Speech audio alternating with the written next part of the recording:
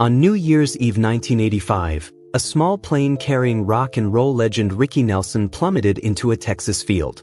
When authorities arrived at the wreckage, they found no survivors, just the twisted remains of a man whose life had spiraled from the heights of fame into financial ruin. But what happened next would shock the entertainment world far more than his death ever could. Hidden in the legal aftermath was a fortune so massive it transformed his 4 children from broke to millionaires. Yet there was one son who was deliberately left with nothing. The Reason Why reveals a story of ambition, control, betrayal, and the people who profited from his genius while he died nearly penniless. Ricky Nelson entered the world on May 8, 1940, in Teaneck, New Jersey, but his arrival marked something far larger than a typical birth announcement. His father, Ozzie Nelson, wasn't just any musician, he was the conductor of one of America's most successful big bands. His mother, Harriet Hilliard, had already established herself as a respected film actress. From his first breath, Ricky's existence was intertwined with show business, and there was no escaping it. By the time Ricky was old enough to walk, his family had already launched The Adventures of Ozzie and Harriet on radio, a program that would eventually captivate millions of Americans. The show was revolutionary in its premise. It wasn't just a scripted comedy. It was the Nelson family's actual life, or at least a carefully curated version of it. When network producers realized audiences were just as interested in the real family dynamic as they were in the scripted narrative, something unprecedented happened. The line between performance and reality became so blurred that it would eventually destroy Ricky's ability to distinguish between the two. At 8 years old, Ricky and his older brother David joined the show as themselves. This wasn't merely a cute family moment. It was the birth of what television historians would later recognize as America's first reality family, predating the genre by decades. Every Sunday, 10 million viewers tuned in to watch the Nelson household unfold, never quite knowing whether they were witnessing authentic family moments or brilliantly rehearsed theater. But childhood in that environment came with a heavy price. While other boys his age were playing baseball, trading cards, and experiencing the freedom of adolescence, Ricky was memorizing lines in sound stages. His playground was a television set. His teachers were network producers. His friends were script supervisors and camera operators. The boy never had a true childhood. He had an audience instead. Adding to his isolation was a severe asthma condition that kept him homebound for weeks at a time. While his peers were outside enjoying their youth, Ricky was confined indoors, gasping for breath, spending hours listening to music and reading. This forced solitude shaped his personality in profound ways. He became observant, introspective, and quiet, qualities that would later translate into a distinctive stage presence that set him apart from other performers. The family's relocation to Los Angeles in 1941 anchored their success in physical space. At 1822 Camino Palmer, they established the headquarters of their entertainment empire, a charming green and white Cape Cod colonial that became one of the most recognized homes in television history. But this wasn't a house where a family lived. It was a production facility where scripts were written, songs were rehearsed, and the boundary between Ricky's private existence and public persona dissolved completely. Ozzie Nelson possessed a marketing genius that few in the entertainment industry truly understood. He recognized something that would elude most producers even decades later: the power of multimedia saturation. While most entertainers had to choose between television or music, Ozzie engineered a system where these platforms fed each other in a virtuous cycle. Every single episode of The Adventures of Ozzie and Harriet concluded with Ricky performing a brand new song. It was theatrical, it was charming, and it was devastatingly effective. With 10 million viewers watching weekly, each musical performance became a nationally televised radio debut. Record labels couldn't purchase that kind of promotion. Ozzie had created it for free. When Ricky performed I'm Walking on the show in April 1957, the carefully planned strategy reached its apex. The song, originally recorded by Fats Domino, became a sensation overnight. It vaulted to number 4 on the Billboard charts, while its B-side, A Teenager's Romance, climbed even higher to number 2. That kind of dual chart success from a single television appearance was virtually unheard of at the time. But Ozzy's control extended far beyond songwriting choices. He strategically prevented Ricky from appearing on The Ed Sullivan Show, the most prestigious television platform in America. Why share the stage with competitors when the family already commanded their own weekly program reaching millions? This wasn't parental protection, it was empire building. The breakthrough moment came in August 1958 with Poor Little Fool, written by a remarkably talented 15-year-old named Sharon Sheeley. Ricky didn't even want to record it. He resisted the song, viewing it as too commercial, too manufactured. But Imperial Records, his record label, overruled his objection and released it anyway. They were right. The song became the inaugural #1 hit on Billboard's brand new Hot 100 chart, a title that no other artist could ever claim. It remained atop the chart for 2 weeks and crossed over into country and R&B, defying genre boundaries in ways that foreshadowed rock and roll's revolutionary potential. Between 1957 and 1962, Ricky placed 20 songs in the top 40 of the Billboard charts. In that same period, only Elvis Presley charted more hits. His record contract was remarkable for its generosity toward a teenager, $50,000 guaranteed over 5 years, plus unprecedented control over song selection and album artwork. The commercial machinery operated flawlessly. Bebop Baby accumulated $750,000 in pre-orders before a single copy hit store shelves, eventually selling over 1 million copies and cracking both pop and R&B top 5 rankings. By 1960, the Ricky Nelson International Fan Club boasted 9,000 chapters worldwide. What made this success different from other teen idols was its sophistication. Ricky wasn't just a pretty face lip-syncing to pre-recorded tracks. He was a multifaceted entertainer who proved he could act, sing, and connect with audiences on an emotional level. In 1959, he starred opposite John Wayne and Dean Martin in Rio Bravo, earning a Golden Globe nomination for Most Promising Newcomer. The film showcased not just his acting ability but also his natural charisma and dramatic depth. The same year, Ricky selected Traveling Man, a song that Sam Cooke had famously turned down. Where Cooke saw artistic misalignment, Ricky recognized gold. Released in 1961, the song hit #1 in April and sold over 1 million copies within weeks. Its flip side, Hello Mary, achieved equal commercial success. Ricky's instinct for material that resonated with audiences proved to be almost infallible. But success came with a hidden cost that no amount of money could purchase: freedom. By his mid-teens, Ricky was earning $500 weekly, a substantial sum for the 1950s. Yet his father controlled every dollar. Ricky received only a meager allowance, preventing him from experiencing the independence that most teenagers took for granted. Ozzy's justification was paternalistic. Wealth would spoil the boy, make him reckless and unfocused. The truth was more insidious. Control over finances meant control over every other aspect of Ricky's life. Off-screen, Ricky's reality diverged sharply from his carefully maintained public image. While America's television families saw a squeaky clean, polite teenager, the real Ricky was navigating the fast lane of Hollywood excess. He dated intensely and frequently. He spent nights in clubs where underage drinking was overlooked for celebrities. He purchased luxury cars and cultivated an air of rebelliousness that directly contradicted his wholesome television persona. He and Marianne Gaba, who played his girlfriend on the show, engaged in passionate off-camera relationships that scandalized those who knew about them. He gave her a gold ring inscribed with "Love, Rick," suggesting permanence, then promptly moved on to other romantic interests. As Ricky matured into his 20s, he grew resentful of the aging session musicians who dismissed rock and roll as inferior to the classical and jazz standards they preferred.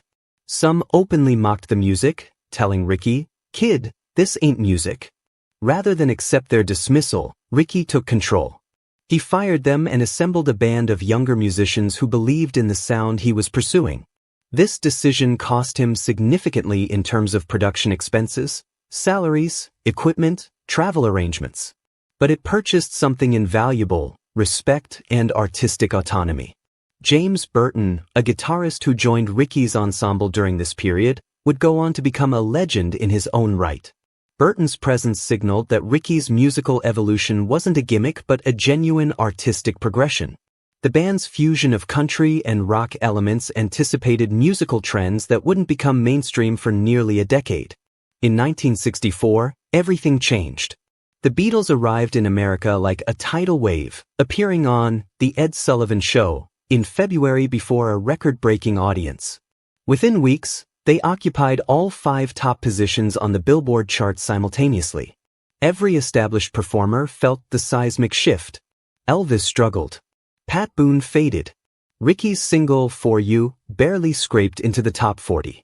The magic that had sustained his career since 1957 evaporated almost overnight. The British invasion wasn't merely about different music, it represented a complete recalibration of what American audiences wanted from their entertainers. Ricky's path to reinvention would require more than just new songs.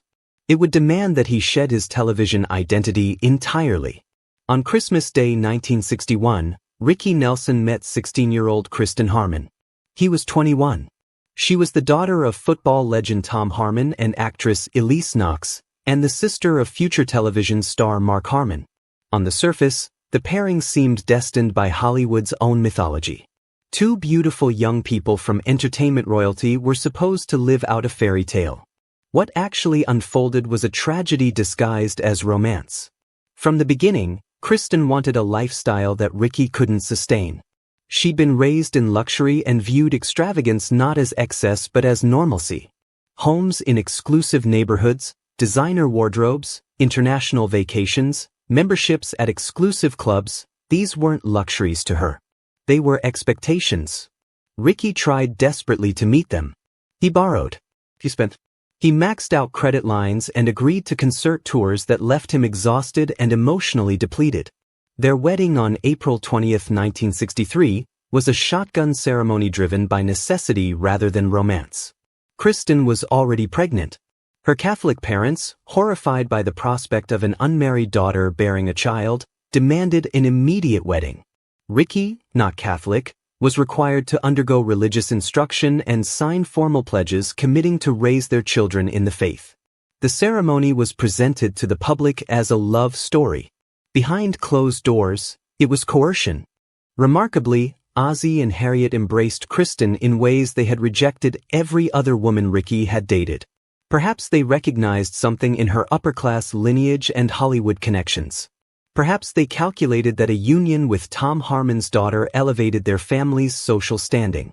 Whatever the motivation, they welcomed her into the inner circle with enthusiasm that stood in stark contrast to their previous gatekeeping. The couple's financial dysfunction was immediate and total. Neither understood the concept of budgeting. They hired financial advisors and accountants, yet somehow the money continued flowing out faster than it came in. 2 incomes became 3 when Kristen joined the television show, playing herself. Rather than stabilizing the household finances, her additional earnings simply enabled more spending. By the mid-1970s, Ricky's recording career had deteriorated significantly. Yet the expenses never diminished. Private school tuitions for their children, mortgage payments on multiple properties, staff salaries, the financial obligations multiplied while his earning potential declined. Ricky found himself trapped in a perpetual cycle of touring to generate income, which meant spending less time at home, which created resentment in Kristen. She wanted a present husband. He wanted a wife who understood that financial survival required relentless work. The emotional distance festered. Arguments replaced conversations. The home that was supposed to be a sanctuary became a battlefield. In 1977, after Ricky returned from an exhausting tour, he discovered that Kristen had orchestrated a cruel humiliation. She'd moved his belongings into a rental property and installed herself in the family home with 2 Los Angeles Rams cheerleaders. The message was unmistakable: "You are not welcome here." Kristen's explanation centered on Ricky's alleged drug use, claims his representatives categorically denied. Regardless of their accuracy, the damage was irreparable. The marriage that had once appeared to validate both their lives was now a war zone. In 1980, Ricky attempted reconciliation by purchasing the former Errol Flynn mansion on Mulholland Drive for $750,000. The mansion was legendary in Hollywood lore, rumored to host wild parties and notorious for its indulgences.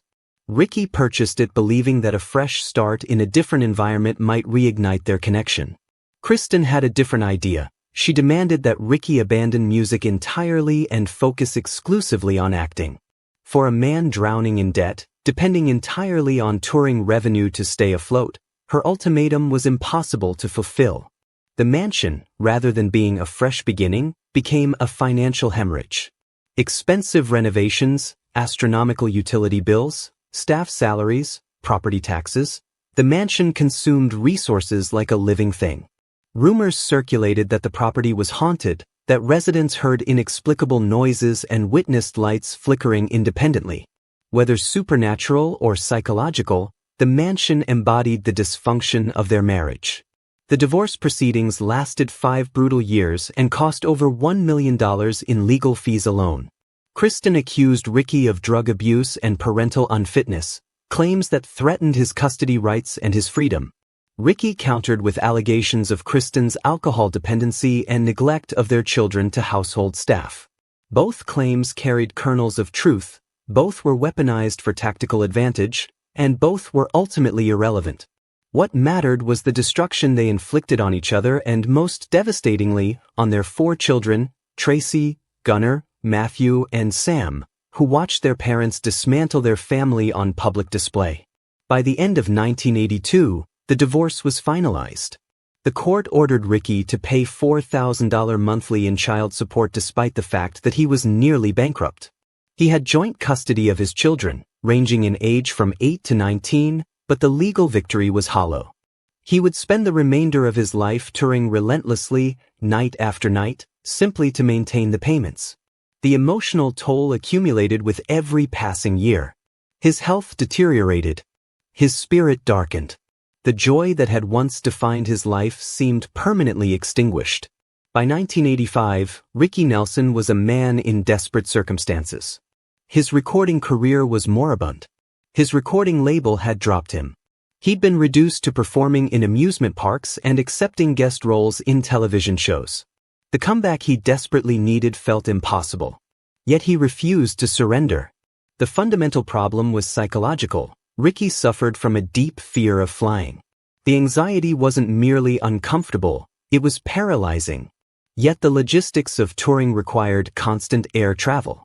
Rather than confront his phobia through therapy or medication, Ricky purchased a used aircraft in an attempt to engineer control through possession. For $118,000, he acquired a 1944 Douglas DC-3, a vintage World War II-era transport plane. The aircraft had previously belonged to Jerry Lee Lewis, which Ricky found somehow reassuring. His reasoning was pragmatic. Owning a plane would save money on commercial airline tickets and provide the privacy he craved. What he failed to acknowledge was that a 50-year-old aircraft with a questionable maintenance history was far more dangerous than any commercial airline. The plane was a catastrophe waiting to happen. The engines were unreliable, frequently requiring repairs. On multiple occasions, band members had to physically push the aircraft off the runway after engine failures prevented takeoff. The guitarist Bobby Neal's wife begged him not to board the aircraft, her desperation reflecting a fear that something was fundamentally wrong. Bassist Patrick Woodward had already endured 2 emergency landings and refused to discuss the plane without visible anxiety. Pianist Andy Chapin outright declined to fly on it again. Ricky dismissed all concerns. He couldn't afford to cancel concerts. He couldn't risk losing income. He had children to support and a lifestyle to maintain. Financial desperation overrode common sense.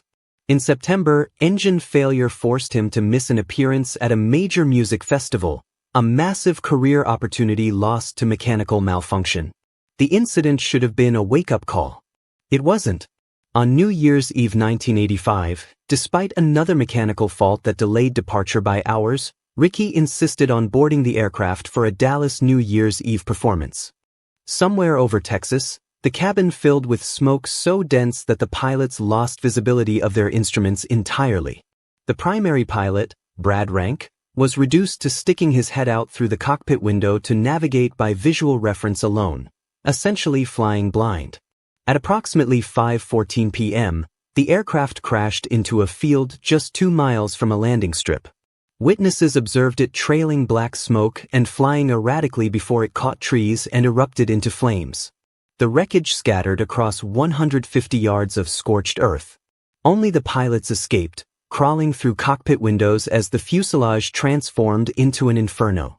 7 people died in that fire: Ricky Nelson, his fiancée Helen Blair, and 5 band and crew members: sound technician Donald Clark Russell, pianist Andy Chapin, drummer Rick Inveld, guitarist Bobby Neal, and bassist Patrick Woodward. Men who had warned him, who had refused to board, who had understood the danger. All gone. Ricky Nelson, the golden boy of American television, the man who had performed for millions and shaped the sound of rock and roll, died at 45, penniless, broken, and desperate. When authorities tallied Ricky's assets, the picture was bleak. His estate was approximately $1 million in debt. Funeral expenses, lingering medical bills, maintenance costs on the aircraft that killed him, legal bills from the divorce that had drained his resources for 5 years. The liabilities exceeded the assets by a significant margin. Adding to the chaos was the question of his will. For several weeks, nobody could locate it. Kristen, Ricky's ex-wife, claimed she had never found a formal document and moved through the courts to assume control of the estate. Then Ricky's older brother David produced a will dated just 4 months before the crash. The document was spare and exclusionary. It named his 4 biological children, Tracy, Gunnar, Matthew, and Sam, as sole heirs. It named David as executor. It mentioned nobody else, not his ex-wife, not his mother, not his fiancée Helen Blair. Kristen immediately filed suit, arguing for a portion of life insurance proceeds despite their divorce. She challenged David's appointment as executor. The legal machinery lurched into motion once again, dragging what remained of the family through more court battles and more legal fees. Accusations of drug abuse, parental misconduct, and financial recklessness resurfaced, not from new incidents but from the divorce proceedings themselves. More than $1 million had already been expended on lawyers during the marriage dissolution. Now, the creditors and competing claimants circled the final carcass of his estate. Then came a revelation that further complicated the inheritance. Ricky had another son. Eric Jude Crew was born in 1980 from a brief affair Ricky had with a woman named George and Crew. Initially, Ricky denied paternity. In 1981, a court-ordered blood test definitively proved he was the father. The courts mandated he pay $400 monthly in child support, an obligation he apparently stopped honoring after some time elapsed. In his will, Ricky had included language claiming that paternity was disputed, thereby excluding Eric entirely from any inheritance. After Ricky's death, George and fought desperately in the courts to secure her son's rightful portion of the estate. The court upheld the will. Eric received nothing. The boy would grow up knowing that his father, even in death, had rejected him. The financial impact was devastating. The psychological impact was incalculable. Meanwhile, Helen Blair's family filed a wrongful death lawsuit, arguing that the plane crash resulted from inadequate maintenance and negligent aircraft management. The families of the other deceased band members joined the litigation. The lawsuits multiplied, creditors filing claims, George and demanding Eric's share, Kristen continuing her insurance battle, David attempting to navigate the chaos as executor. On the surface, it appeared that Ricky Nelson's children had inherited nothing but debt and legal chaos. Nobody realized that the real fortune, the fortune that would eventually make them wealthy, was hiding in plain sight, buried within contracts and royalty agreements that the music industry had been quietly plundering for decades. Ricky Nelson's true wealth wasn't in real estate or liquid assets. It existed in his music catalog and the perpetual stream of royalties that flowed from radio airplay, television licensing, and increasingly, from digital platforms. The problem was that his heirs had no way of knowing whether they were actually receiving what they were owed. In 2011, 26 years after Ricky's death, the Nelson estate initiated a lawsuit against Capitol Records, alleging fraud and systematic underpayment. The lawsuit sought damages ranging from $100 million to $250 million. What the estate's lawyers uncovered was staggering. Capitol Records had been using accounting practices that belonged in a history textbook, applying obsolete deductions from the era of physical media to digital sales.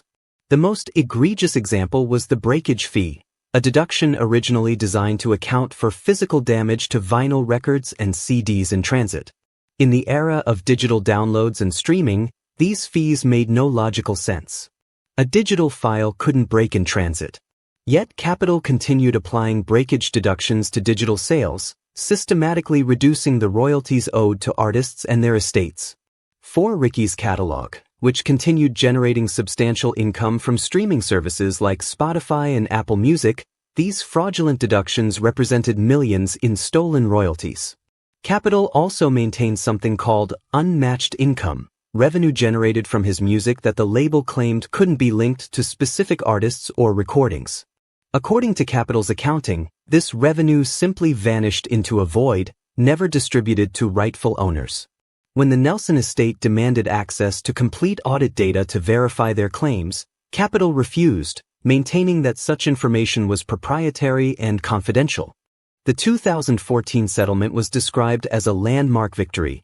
Capitol agreed to pay an undisclosed amount and promised better accounting transparency going forward. In reality, it was a negotiated acknowledgement that the company had stolen from Ricky Nelson's legacy. The amount agreed upon remains secret, likely far below what the estate actually proved was owed. But the revelations didn't end there. In 2020, the estate targeted Sony Music, uncovering an even more sophisticated scheme. Sony had been imposing intercompany fees, meaning that Sony's own subsidiary companies charged each other for administrative services, and these fees were deducted from royalty payments before they reached the Nelson estate. The result was catastrophic. Up to 68% of streaming royalties from some sources were eliminated through these internal charges before Ricky's heirs received a single cent. The settlement with Sony was significantly larger, $12.7 million in immediate payment plus a 36% increase in streaming royalties going forward. For the first time since Ricky's death, his 4 children, Tracy, Gunnar, Matthew, and Sam, began receiving substantial income from their father's musical legacy. Yet Eric, the son Ricky had denied in his will, remained excluded. The court had upheld the will's language claiming paternity was disputed, despite decades of court-mandated child support and genetic proof. No settlement, no matter how large, would change the legal architecture that left Eric as the sole Nelson child with nothing. Ricky Nelson's life offers a complicated lesson about ambition, control, and the cost of fame purchased at the expense of childhood. He was born into a system designed by his father that turned familial intimacy into commercial spectacle decades before reality television made it routine. That system created a star, but it destroyed the boy inside the star. His rebellion against parental control led him to marry a woman who controlled him through different means: emotional manipulation and financial demand. His desperate attempt to escape financial ruin through one final tour led him to board a death trap. His refusal to acknowledge his own vulnerability, his fear of flying, his isolation, his need for stability, ultimately killed him. Yet his music survives. Poor Little Fool remains the first #1 hit on Billboard's Hot 100 chart, a title that will belong to Ricky Nelson eternally. Traveling Man continues generating streams and radio play. Garden Party, his final statement of artistic independence, remains a song that speaks to anyone who's ever felt the crushing weight of others' expectations. His 4 children, once destined to inherit nothing, eventually received millions through the legal battles that exposed decades of theft by the music industry. His excluded 5th child continues living outside that inheritance, a permanent reminder of the cruelty that can persist even after death, enshrined in legal language and protected by courts. Ricky Nelson never got to be a child. He never escaped his father's control until he was already controlled by debt. He never found happiness with the woman he married. He never achieved the comeback that consumed his final years. But he did leave behind proof that even after the industry steals from you, even after the world forgets you, the truth eventually emerges. The record companies were caught. The estate was vindicated. And 4 children who grew up watching their parents destroy each other finally received what their father's talent had always rightfully belonged to them.